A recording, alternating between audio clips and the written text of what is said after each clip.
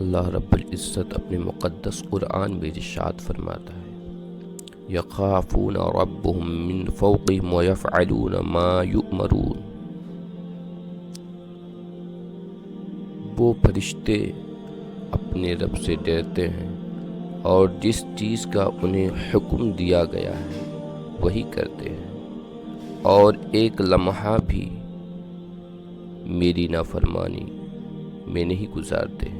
اللہ اکبر۔ وہ فرشتے ہیں، اور ایک انسان کو دیکھ لیا جائے، وہ خوف خدا کو چھوڑ دیا ہے،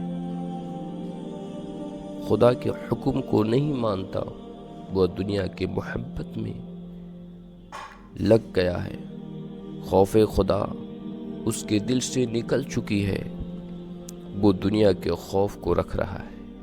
اللہ اکبر۔ اور میں ایک واقعہ پیش کرتا ہوں، سماعت کرو۔ بنی اسرائیل میں ایک کثیر العیال عابد تھا، یعنی بڑا غریب تھا، اسے تنگ دستی نے گھیر لیا۔ جب بہت پریشان ہوا تو اپنی عورت سے کہا جاؤ کسی سے کچھ مانگ کر لاؤ۔ عورت نے ایک تاجر کے یہاں جا کر کھانے کا سوال کیا، یعنی ایک مال دار کے یہاں جا کر اس نے سوال کیا۔ تاجر نے کہا اگر تم میری آرزو پوری کر دو تو جو چاہو لے سکتی ہو۔ عورت بیچاری چپ چاپ خالی ہاتھ گھر لوٹ آئی۔ بچوں نے جب ماں کو خالی ہاتھ آتے دیکھا تو بھوک سے چلانے لگے اور کہنے لگے امی ہم بھوک سے مر رہے ہیں، ہمیں کچھ کھانے کو دو۔ عورت دوبارہ اسی تاجر کے ہاں لوٹ گئی اور کھانے کا سوال کیا۔ تاجر نے پھر وہی بات کی جو پہلے کہہ چکا تھا۔ عورت رضامند ہو گئی، مگر جب یہ دونوں ایک کمرے میں پہنچے تو وہ خوف خدا سے، یعنی عورت خوف خدا سے کانپنے لگی۔ تاجر نے پوچھا کس سے ڈرتی ہو؟ اس نے کہا میں اپنے رب العزت سے ڈرتی ہوں جس نے ہمیں پیدا کیا۔ تب تاجر بولا جب تم اتنی تنگ دستی میں بھی خوف خدا رکھتی ہو تو مجھے بھی اللہ کے عذاب سے ڈرنا چاہیے۔